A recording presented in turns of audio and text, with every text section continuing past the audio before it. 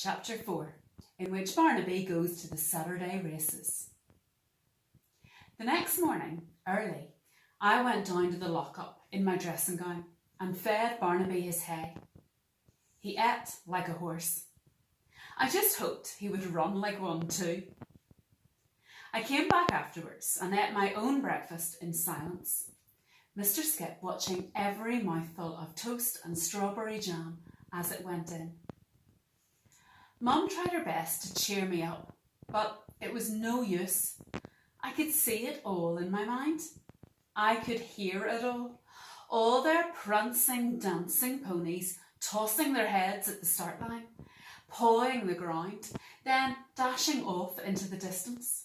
The crazy Cossacks' mocking laughter ringing in my ears, and me, miles behind, barely able to get Barnaby to walk.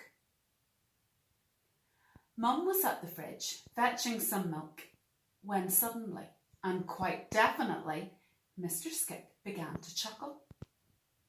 She turned round, so surprised that she nearly dropped the milk carton. "What was that?" she said. "My tummy, Mum," I said. "It's my tummy rumbling. Nerves. I'm awful nervous." The chuckling stopped, thank goodness, as Mum came back to the table. "It'll be all right, Jackie," she said, stroking my hair. "Don't you worry yourself." Then she sat down and patted Mr. Skip on his head. I do love my birthday present. Always smiling he is, no matter what. It's almost like there's 3 of us now. 3 of us against the world. I knew it would make no difference, but before I took Barnaby out, I groomed him till he looked a little less like a dirty old carpet and a little more like a new one. I picked out his feet, brushed his tail and stroked his ears. He always liked me to do that back at Gran's. The last thing I did inside the lock-up was to whisper into his ear, "Please, Barnaby, just for once in your life, go fast. Go like the wind. Please, please." Then I led him out of the lock-up, out onto the green where they were all gathering. And I mean all. Everyone on the estate must have been there, and I knew why. They all knew by now that Barnaby was going to run in the big Saturday race, and they had all come for a good laugh. There was always a good turnout for the Saturday race. It was a well-known event. People would come from miles around to see it. But I'd never in my life seen a crowd like this. There must have been hundreds of people milling around, thousands even, and all the crazy Cossacks' ponies and horses were racing up and down, showing their paces. Barnaby just stopped dead.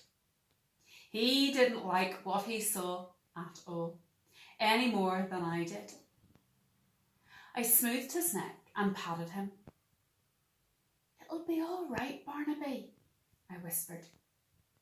But then the crazy Cossacks spotted us. They were pointing at us and ee-awing, the whole horrible lot of them, except Barry, who, to be fair, did look a bit shamefaced. The whole crowd seemed to be laughing. I felt like turning tail and running. But suddenly, Mum was there beside me, leading out Barnaby with me. And all the while she was waving to the crowd like we were coming into the winner's enclosure at the Irish Derby. Mum was brilliant, utterly brilliant. Very soon they weren't laughing at us anymore. They were clapping instead. Then they were cheering. Barnaby knew it too. He was suddenly enjoying it. He was up on his toes, his ears pricked forward. At one point, he even broke into a brief little trot. I could hardly believe it. It made me feel a whole lot better too. All right, so we would come in last. I knew that, but at least people would be cheering us and not laughing at us. That would be enough for me. It was my fault that Barnaby sat down. When the race started and the others went galloping off, Barnaby was just left standing. All I did was give him the gentlest of kicks with my heels to get him going. A little tickle, that's all it was.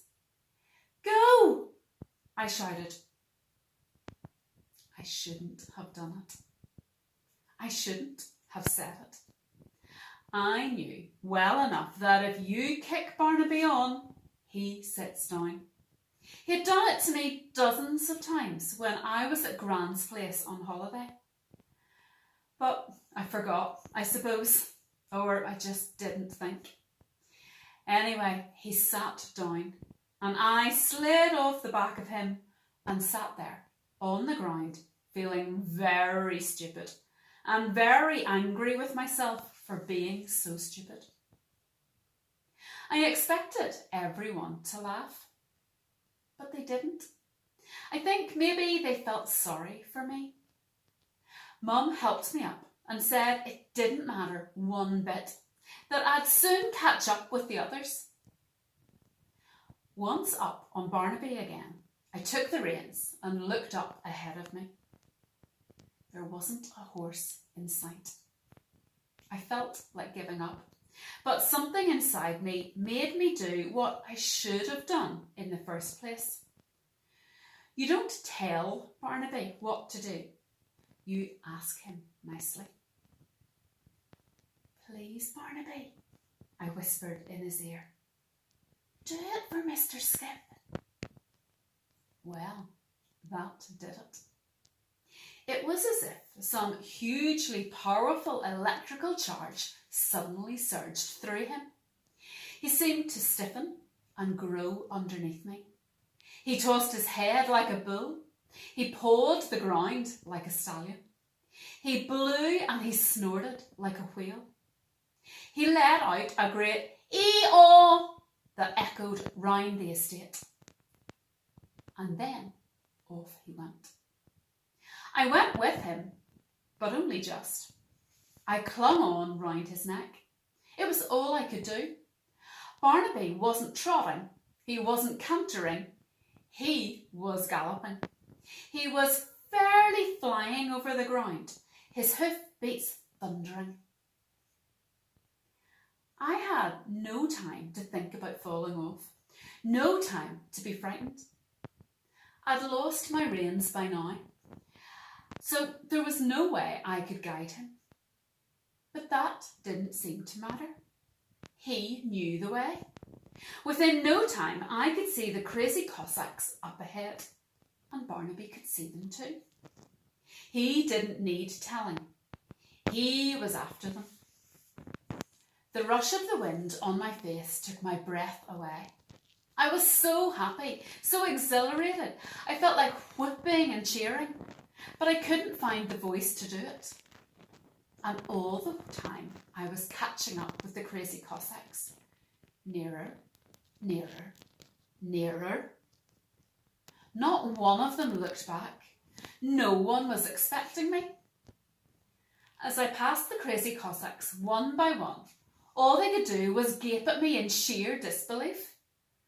But Marty Morgan and Barry were still out there in the lead, neck and neck, and were way ahead of me. I was coming up fast, but not fast enough. I could see the winning post now, and the crowd leaping up and down, and Mum yelling louder than anyone. I don't know how I thought of it, because I was far too tired to think. But I breathed into Barnaby's ear what I hoped were the magic words. Please, Barnaby, do it for Mr. Skip. They were magic, all right. Barnaby seemed to slip instantly up into an even higher gear. He may have been puffing and blowing like an old steam engine, but was he going? We cruised past Marty and Barry, and as we passed them, I just smiled at them. It was the happiest smile of my entire life, and a smile that stayed with me all the way to the finishing post. I punched the air in triumph. I had it in mind that as soon as Barnaby stopped, I would do a Frankie Dettori jump off. But Barnaby didn't stop. He charged straight on, scattering the cheering crowd as he went, and straight back towards his lockup. Just outside, he stopped very suddenly. Too suddenly. I went flying over his head and landed in a pile of bin bags that, luckily for me, were full, so that although I was shaken and a bit smelly, I wasn't at all hurt.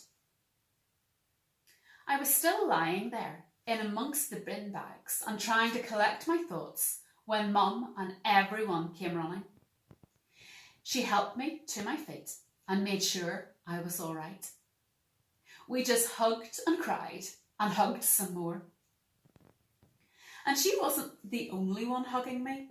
It seemed everyone on the estate thought I was the bee's knees. Miss Munro from school was there. She hugged me too. Who didn't hug me? Well, the crazy Cossacks didn't. Marty Morgan certainly didn't.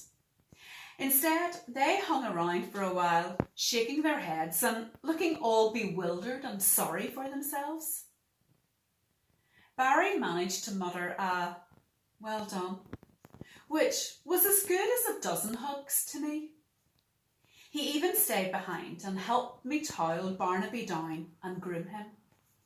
Then he said Barnaby could spend the rest of the day grazing with Dasher on the green if I wanted. We were walking Barnaby up there some time later when this big car came up alongside us, and a young man leaned out and said, "Is that the super donkey that runs faster than horses?" "Yes," I replied. "Well, I'm from the newspaper. Can I have a photo and a bit of a chat?" It didn't take long. A couple of photos of Barnaby and me and a few questions about the race. That's all it was. I told Mum all about the reporter when I got home. We were having fish and chips, again, to celebrate. We sat there, Mum and me, in the kitchen, scoffing down our fish and chips and going over the race again and again. And all the time, Mr. Skip was watching us both. I couldn't stop looking at him. I just knew that somehow he had made it all happen. It was difficult with Mum there, but I felt I had to say thank you to him. I couldn't just sit there and say nothing. So after I'd said goodnight to Mum, I said it to him too. "Good night, Mr. Skip," I said, "and thanks." And I kissed him on both his pink cheeks. "What are you thanking him for?" Mum laughed. "It was Barnaby who won that race. Barnaby and you." "I can't explain it, Mum," I said. "I just think he's lucky for us somehow. That's all." "A sort of lucky mascot, you mean?" Mum said. "Something like that," I replied, and went off to bed. I lay there in the dark, wondering what would happen tomorrow or the next day, knowing now for sure that Mr. Skip had already made one of my dreams come true. I knew that whatever happened next, Mr. Skip would be behind it. Somehow, Mr. Skip would be pulling the strings. Barnaby and me, we were just puppets. But I didn't mind. I didn't mind at all.